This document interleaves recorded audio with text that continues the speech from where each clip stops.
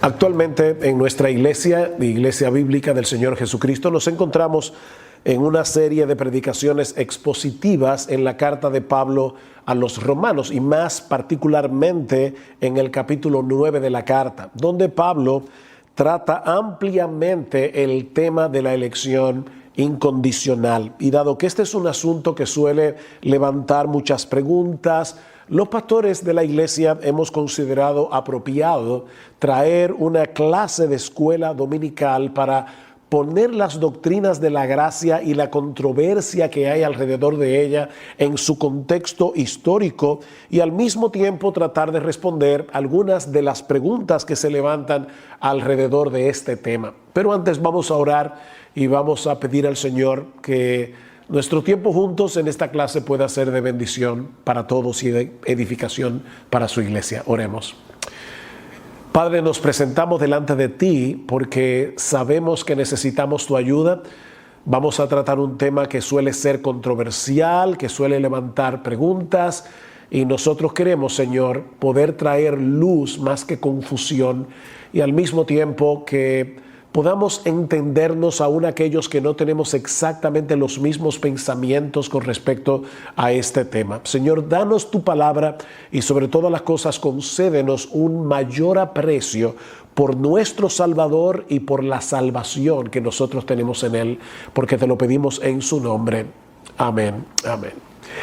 Cuando nosotros hablamos de las doctrinas de la gracia, nos referimos básicamente a esos puntos doctrinales que nosotros entendemos que conforman el Evangelio de Jesucristo o el marco contextual teológico en el que presentamos el Evangelio. Nos referimos básicamente a la doctrina de la depravación total o corrupción radical de todo ser humano, la elección incondicional, la redención particular, el llamamiento eficaz y la perseverancia de los santos.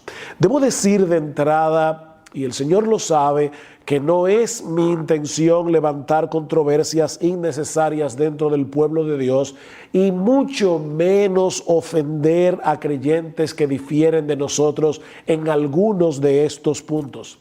El anhelo de mi corazón es que podamos entender los dos lados de esta controversia, pero sobre todo que podamos crecer en nuestro aprecio por nuestro Salvador y por la salvación que nosotros disfrutamos en Él de pura gracia. Veamos entonces, en primer lugar, el contexto histórico de esta controversia. Y para hacer esto, debemos comenzar con Jacobo Arminio, un pastor y teólogo holandés, nacido en 1560, es decir, 4 años antes de la muerte de Juan Calvino, y cuyo nombre ha quedado ligado al sistema teológico opuesto a lo que hoy conocemos como calvinismo. Jacobo Arminio obtuvo su preparación teológica a los pies de Teodoro de Beza, quien fue el sucesor de Calvino en Ginebra, de modo que su formación teológica fue profundamente calvinista.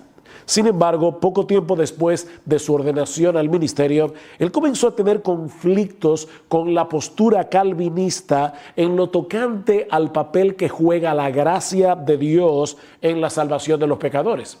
Arminio concordaba con los calvinistas en que el libre albedrío del hombre, y en un momento vamos a definir ese término, no solo se encuentra herido, mutilado, y estoy citando aquí a Arminio, enfermizo, debilitado, sino también que ha sido hecho cautivo, destruido y perdido. De tal manera que el libre albedrío humano es totalmente inútil, decía Arminio, a menos que sea asistido por la gracia. Así que en este punto pareciera que todos estamos de acuerdo.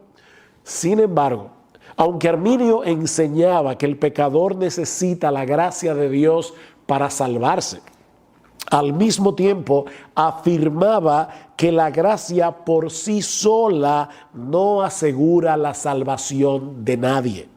En otras palabras, la gracia es una condición necesaria para la salvación, pero no suficiente. Toda persona no regenerada, decía Arminio, posee una voluntad libre y la capacidad de resistir al Espíritu Santo, de rechazar la gracia de Dios que le es ofrecida y de no abrirle a aquel que toca la puerta de su corazón.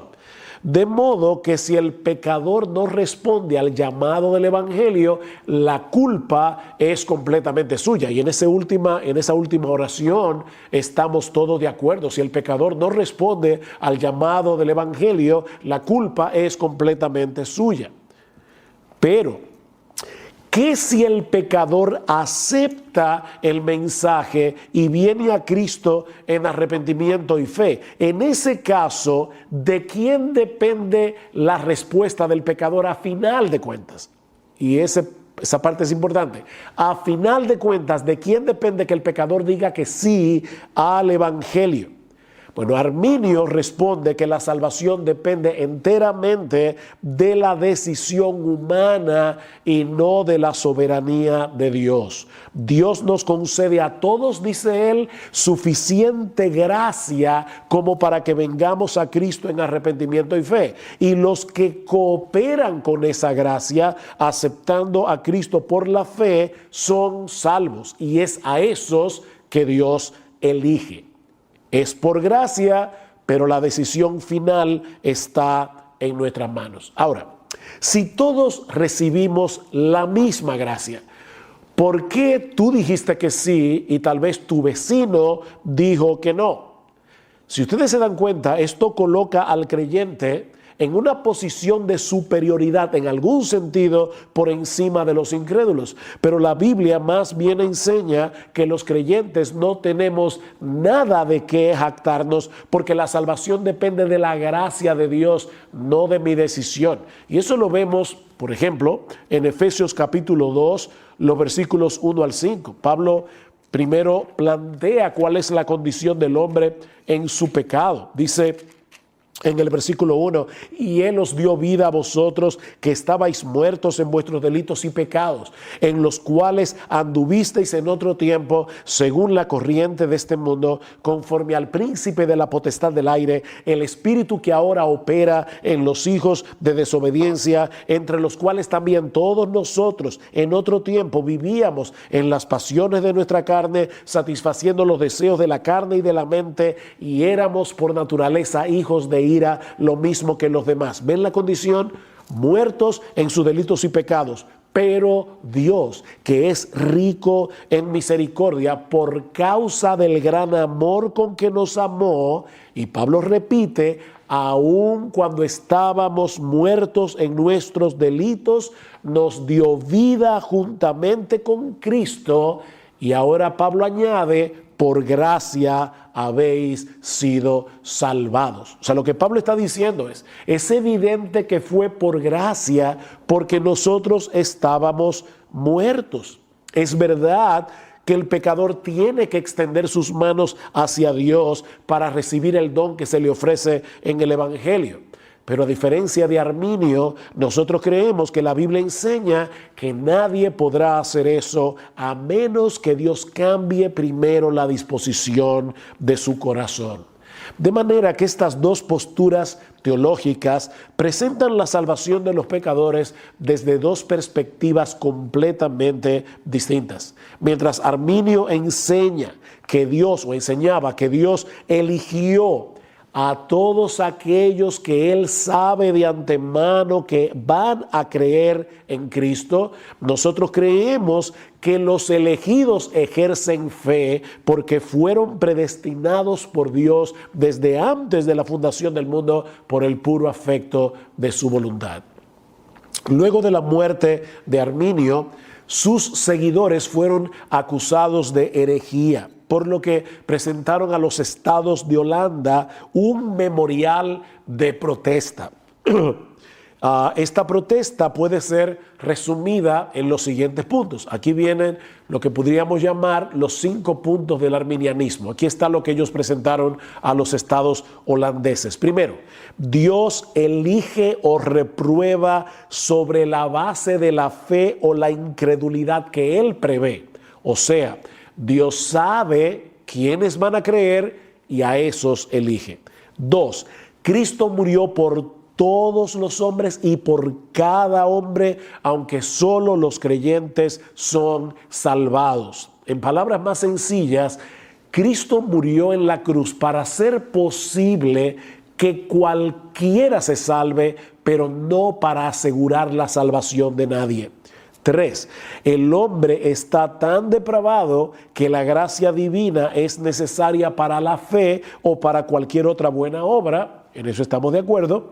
Pero 4, esta gracia puede ser resistida. Y 5, en lo tocante a si una persona verdaderamente regenerada ciertamente va a perseverar en la fe, ese es un punto que necesita más investigación. Eso es lo que ellos presentaron en aquel momento. Pero más adelante este último artículo fue alterado por los arminianos para enseñar definitivamente que un creyente verdadero, regenerado, puede perder su fe y con ella la salvación. Esta disputa entre calvinistas y arminianos trajo como consecuencia la convocación de un sínodo al que fueron invitados casi todas las iglesias nacionales reformadas y que fue celebrado desde el 13 de noviembre del año 1618 hasta el 9 de mayo del año 1619 en la ciudad de Dordrecht o ciudad de Dort, como se le conoce coloquialmente. Estuvieron presentes 84 delegados holandeses, 18 comisionados delegados seculares, así como 27 delegados de varios estados de Alemania, de Suiza, de Inglaterra y de Escocia. Dice un historiador que fue un concilio sin paralelo en la historia del protestantismo. Luego de 154 sesiones que se llevaron a cabo en un lapso de 7 meses, los cánones del Sínodo de Dort condenaron la posición arminiana a la vez que presentaron las enseñanzas que han sido conocidas desde entonces como los 5 puntos del calvinismo o doctrinas de la gracia. Así que estos puntos fueron una respuesta a los 5 puntos que fueron presentados previamente por el arminianismo. Y hay al menos 2 cosas que quiero resaltar en este brevísimo recuento histórico que acabo de hacer. La primera es lo que acabo de decir, que los famosos 5 puntos del calvinismo en realidad surgieron como una respuesta a los 5 puntos presentados previamente por el arminianismo. Y la segunda cosa que quiero resaltar aquí es que Calvino ya estaba muerto desde hacía un poco más de medio siglo cuando estos 5 puntos fueron etiquetados como calvinismo o los 5 puntos del calvinismo. Personalmente yo no tengo problemas con las etiquetas teológicas siempre que entendamos el contenido teológico de cada una de esas etiquetas. Por eso es que yo prefiero referirme a estos 5 puntos como las doctrinas de la gracia. Pero en ocasiones las etiquetas nos ayudan a simplificar los 2 lados de la controversia, empaquetándolos en un solo término, calvinismo o arminianismo. A principios del siglo XX, creo que en 1905, 1906, alguien trató de resumir estas doctrinas del Sínodo de Dort usando el acróstico TULIP, que significa tulipán, por sus siglas en inglés. Total depravación, ahí está la T. Elección incondicional, que en inglés es unconditional election, ahí está la U. Expiación limitada, que en inglés es limited atonement, ahí está la L. Gracia irresistible, en inglés es irresistible grace, ahí está la I. Y perseverancia de los santos. Bueno, la P funciona igual en inglés y en español. Sin embargo, a pesar de la popularidad de este acróstico, lo cierto es que el TULIP puede dar lugar a algunos malos entendidos, como veremos en un momento, añadiendo confusión al prejuicio que ya muchos tienen lamentablemente contra las doctrinas de la gracia.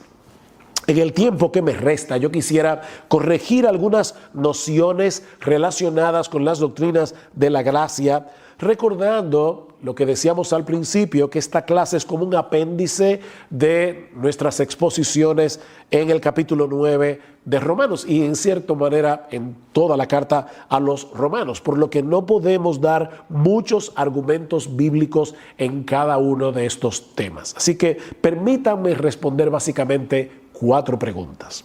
Primera pregunta: ¿posee el hombre libre albedrío? Bueno, depende de lo que queramos decir con esa frase.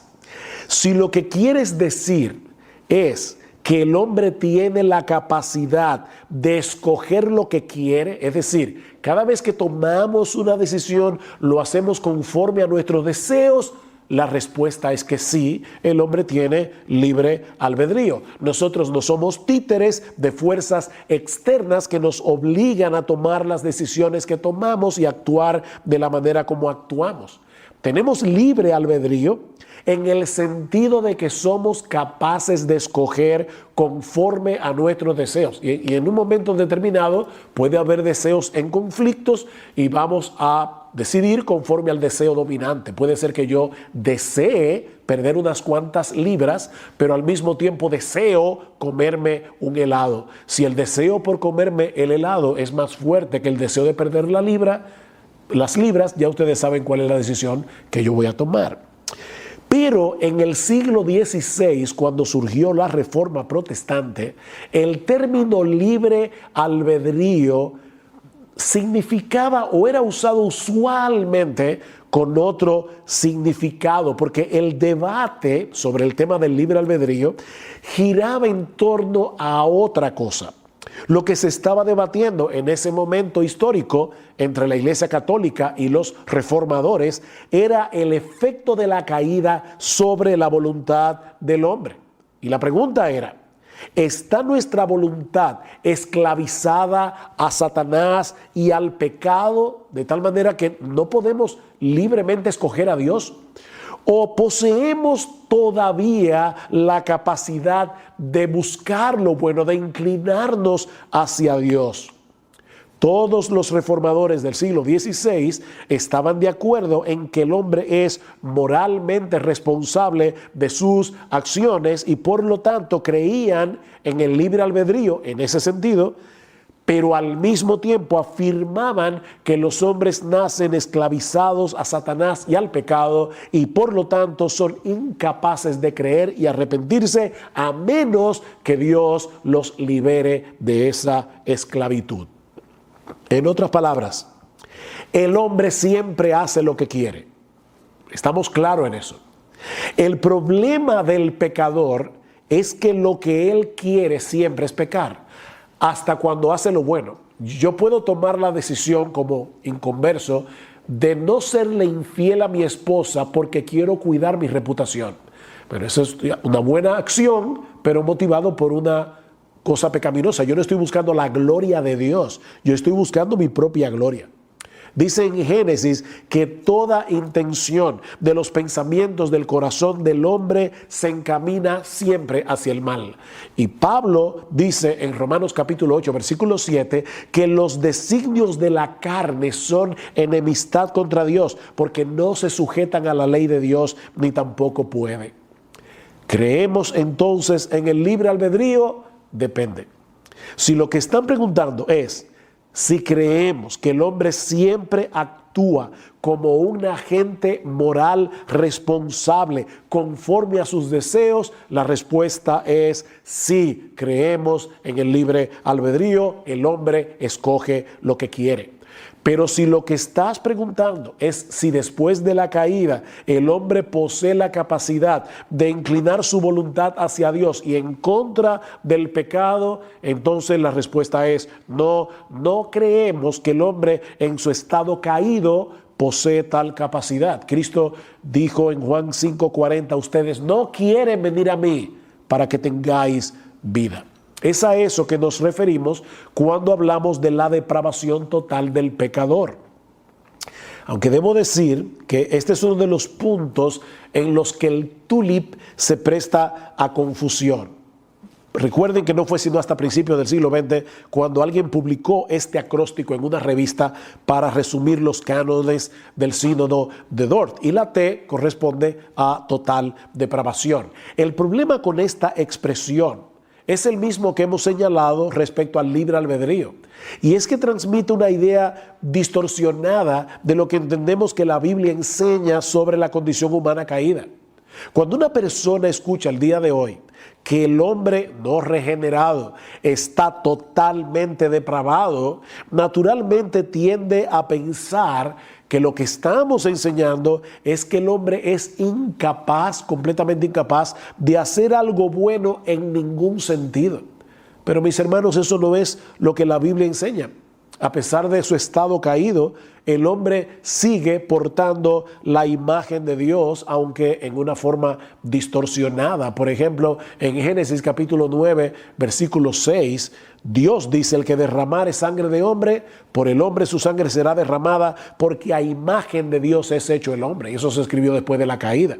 Pablo dice en Romanos 2:14 que los gentiles que no tienen ley, en ocasiones hacen por naturaleza lo que es de la ley. Y el Señor Jesucristo enseñó claramente que incluso los hombres malos son capaces de hacer buenas cosas por sus hijos. Mateo capítulo 7, versículos 9 al 11. Si vosotros, siendo malos, les dais buenas cosas a vuestros hijos, ¿cuánto más vuestro Padre Celestial?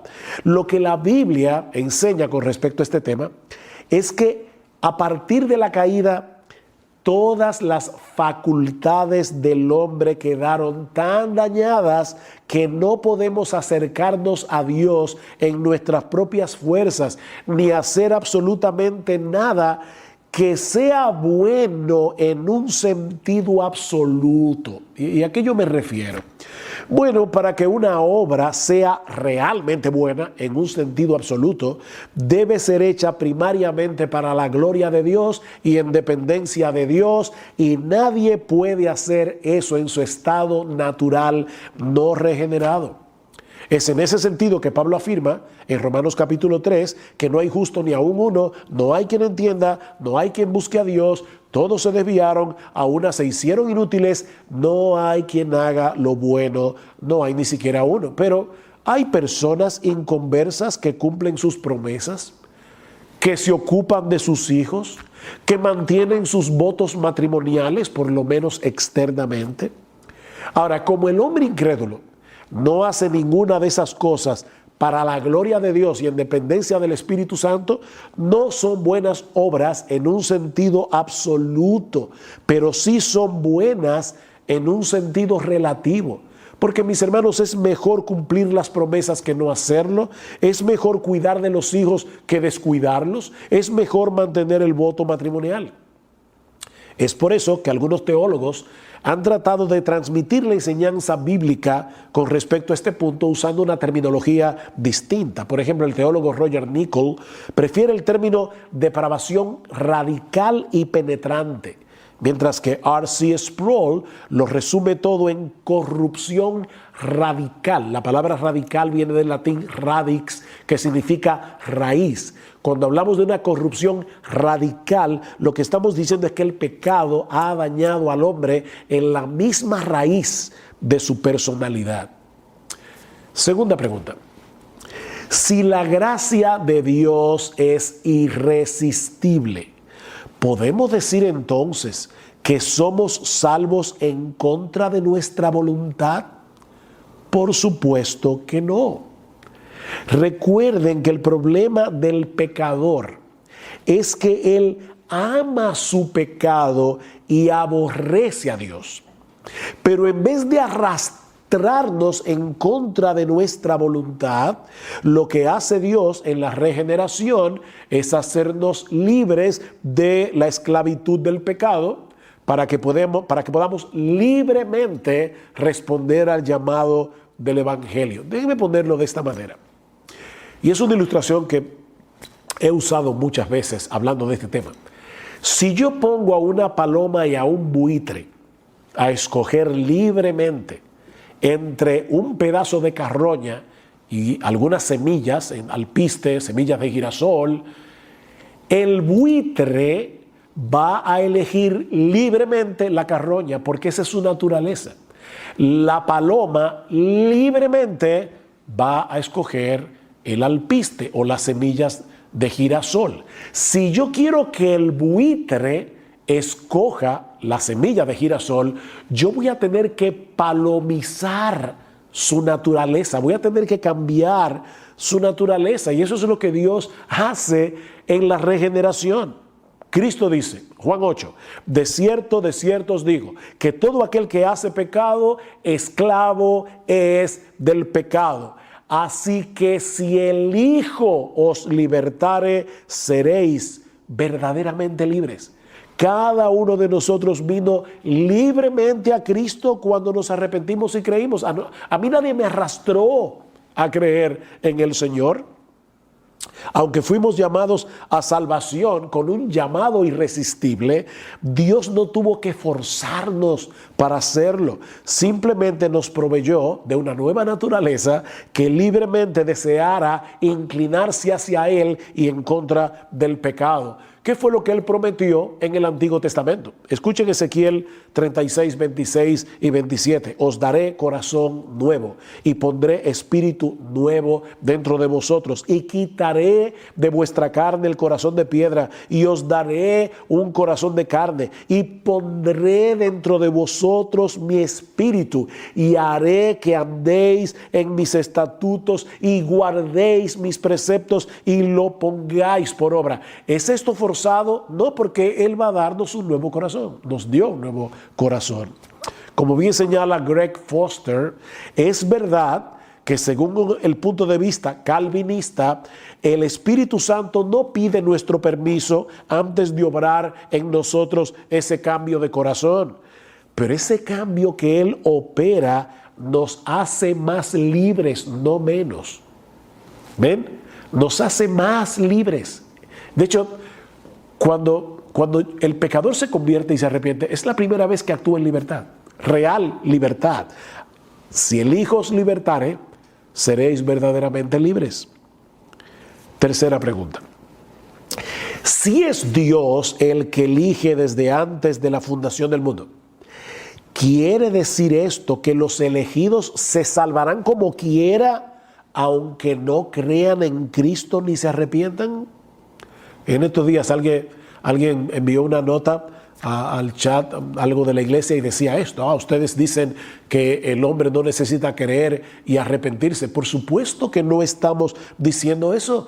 Nadie se salvará a menos que crea y se arrepienta, porque la elección es incondicional, pero no la salvación. Permítame repetir eso otra vez. La elección de Dios es incondicional, pero nuestra salvación es con una condición, es con condición. ¿A qué yo me refiero? Al hablar de una elección incondicional de parte de Dios, estamos diciendo que la razón por la que Dios elige a unos y no a otros no está en nosotros, sino en Dios. No es que nosotros cumplimos con una condición previa y entonces Dios nos elige. No. Pero Dios no es caprichoso cuando elige.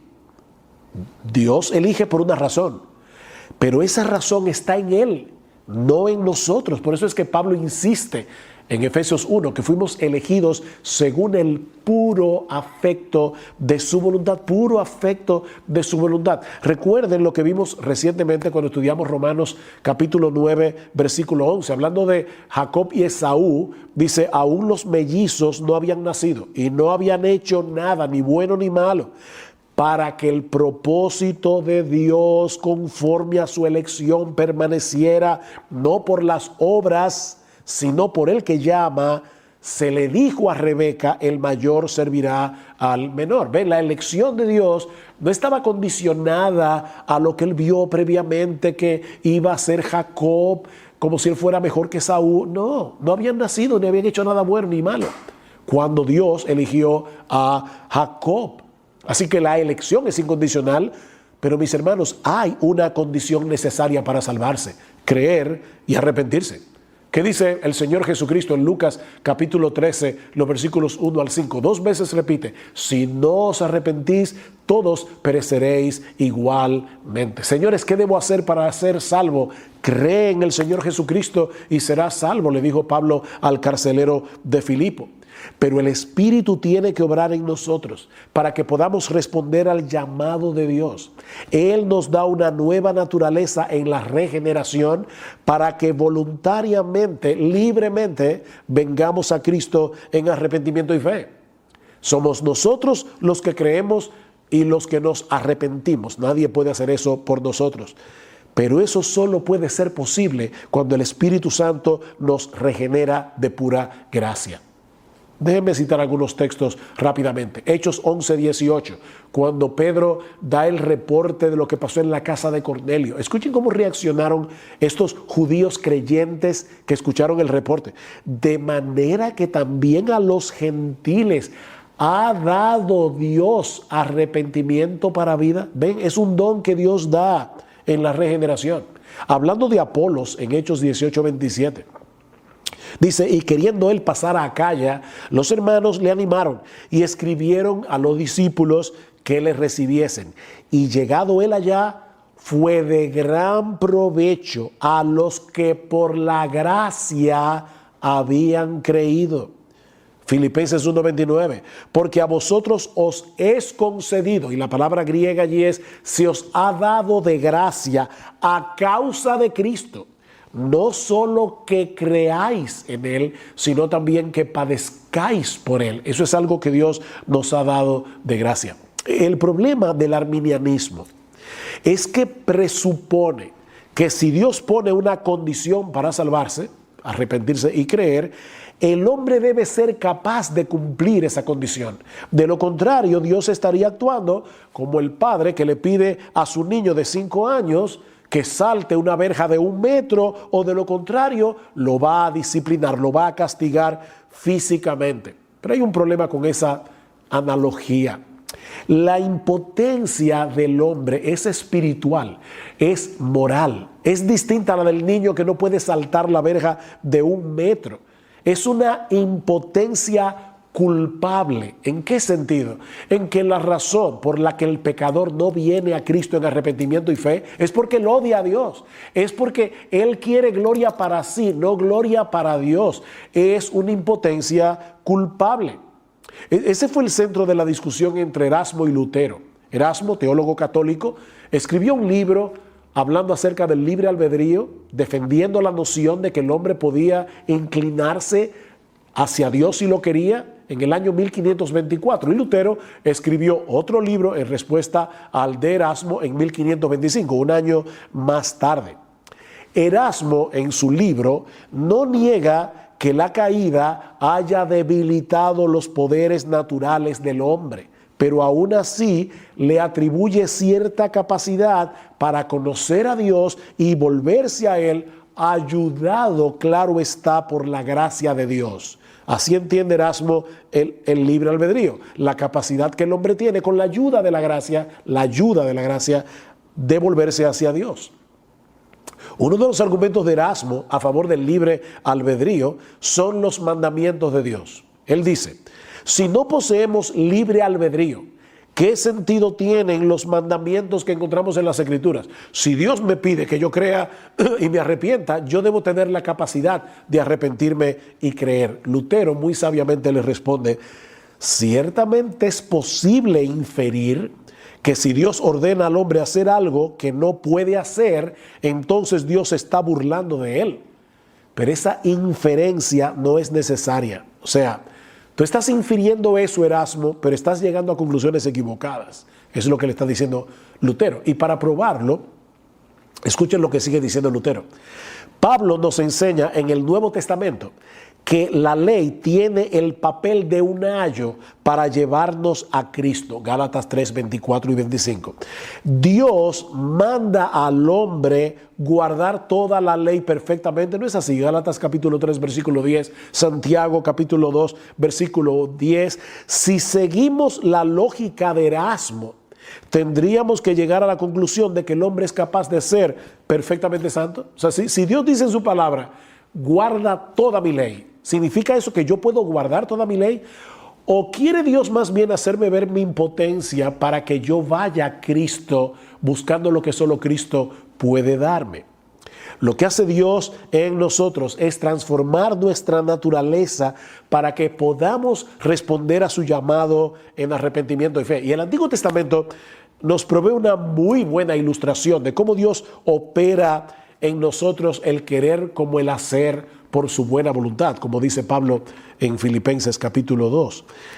En Segunda de Crónicas, capítulo 30, hay una historia bien interesante del rey Ezequías. El rey Ezequías se da cuenta que los judíos no habían celebrado la Pascua en muchos años. Así que él envía correos a través de todo Israel, llamando a los israelitas a venir a Jerusalén en obediencia a la ley para celebrar la Pascua. Vean lo que dice el versículo 6 de Segunda de Crónicas 30. Y los mensajeros fueron por todo Israel y Judá con cartas de mano del rey y de sus príncipes, conforme al mandamiento del rey, diciendo: hijos de Israel, volveos al Señor Dios de Abraham, de Isaac y de Israel, para que Él se vuelva a aquellos de vosotros que escapasteis y que habéis quedado de la mano de los reyes de Asiria. Y la carta sigue diciéndole: si ustedes se vuelven, si ustedes obedecen al Señor, el Señor se volverá a vosotros. Hasta aquí, ¿verdad? Aparece, aquí hay una condición: si ustedes cumplen la condición, entonces Dios actuará a vuestro favor.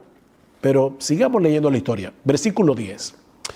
Pasaron pues los correos de ciudad en ciudad por la tierra de Efraín y de Manasés y hasta Zabulón, por todo Israel, pero los escarnecían y se burlaban de ellos. No obstante,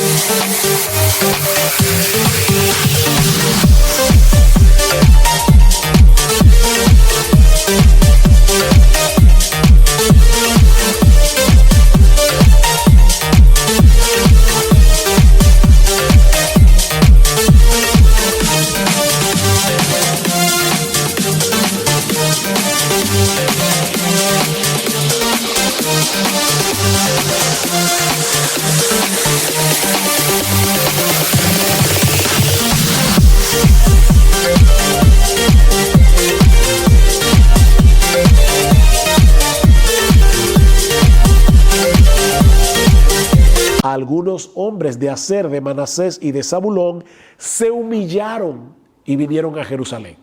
Si la historia hubiera terminado ahí, pensaríamos, bueno, Dios puso una condición, algunos se burlaron, pero estos hombres de Manasés, de Aser y de Zabulón se humillaron y cumplieron la condición. Pero ahora escuchen lo que sigue diciendo el versículo 12. También sobre Judá estuvo la mano de Dios para darles un solo corazón a fin de hacer lo que el rey y los príncipes ordenaron conforme a la palabra del Señor. Ese también está en el original hebreo y lo que está diciendo es: sobre Judá estuvo la mano de Dios de la misma manera que sobre los hombres de Aser, de Manasés y de Zabulón. Fue la mano de Dios que obró en ellos para que entonces ellos pudieran hacer lo que el rey y los príncipes habían ordenado conforme a la palabra del Señor. Es por eso que Pablo en Romanos capítulo 11, luego de haber hablado ampliamente acerca de la soberanía de Dios en la salvación de los pecadores, ¿cómo concluye Pablo Romanos 11:36? Porque de Él, es decir, de Dios, por Él, por medio de Dios y para Él son todas las cosas. A Él sea la gloria por siempre. Una última pregunta. ¿Para qué tenemos que evangelizar entonces? Si la salvación es de Jehová, ¿para qué evangelizar? Bueno, porque ese es el medio que Dios ha prometido usar para salvar a los pecadores. Dios no solamente ha elegido a quienes va a salvar, sino los medios a través de los cuales los va a salvar, la oración y el evangelismo. Pablo dice en 1 Corintios 1:21 que a Dios le agradó salvar a los creyentes por la locura de la predicación. Es por el poder de su palabra que Dios crea nueva vida en nosotros.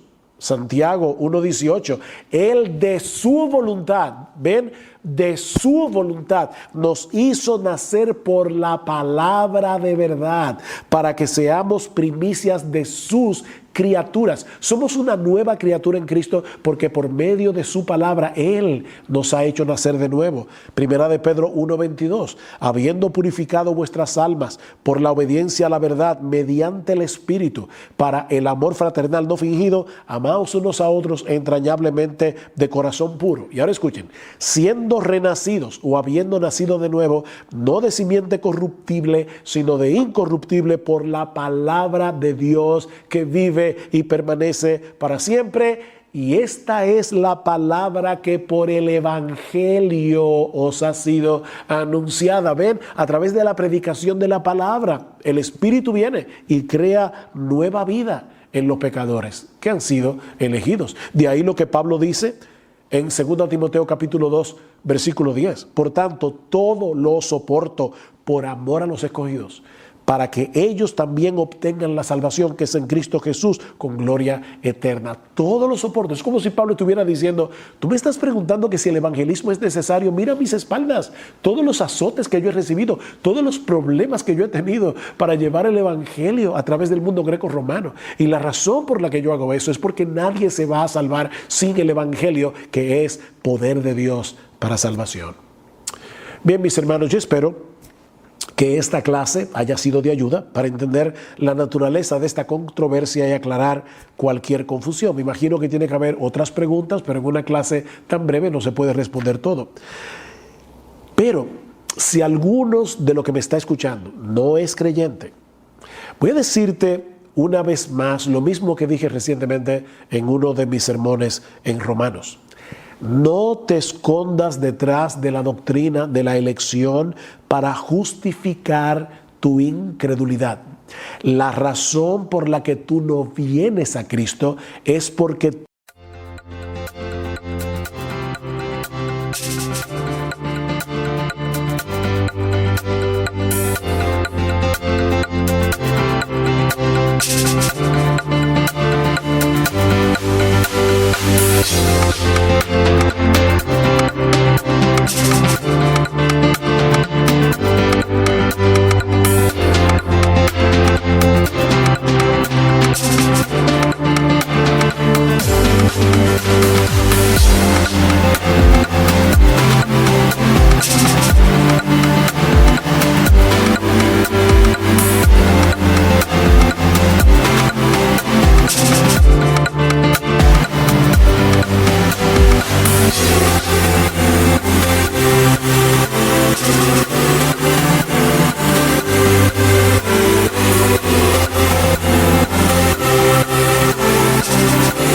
no quieres a Cristo.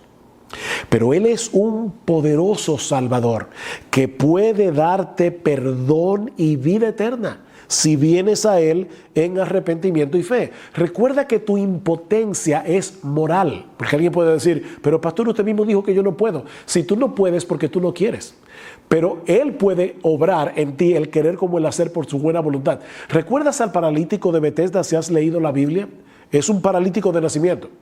Cristo llega y este hombre está allí tirado y Cristo le dice, levántate, toma tu camilla y anda. ¿Podía él obedecer al mandato de Jesús en su propia naturaleza? Por supuesto que no, es un paralítico. Pero si ese hombre tomaba la decisión, como de hecho tomó la decisión, de obedecer el mandato de Jesús, él se iba a levantar e iba a caminar. Y eso fue lo que sucedió. Así que no vienes porque no quieres. El impedimento es tu pecado, no la elección divina. Pero mi amigo, si tú vienes, no serás rechazado. ¿Tú entiendes que eres pecador? ¿Entiendes que algún día te vas a presentar delante del tribunal de Dios y que allí de ninguna manera vas a salir bien parado porque ya todos hemos sido condenados por su ley? ¿Tú entiendes eso? Entonces ven a Cristo y ven ahora, porque las puertas de la salvación siguen abiertas de par en par para todo aquel que cree. Vamos a orar. Padre, te damos muchas gracias por habernos dado de nuevo la oportunidad de presentar esta clase. Queremos rogarte ahora, Señor, que tú uses lo que hemos hablado aquí para aclarar cualquier confusión que tus hijos puedan tener con respecto a estas doctrinas y aún, Señor, usar esto para traer a Cristo a muchos en arrepentimiento y fe, porque te lo pedimos en su nombre y para su gloria. Amén. Amén.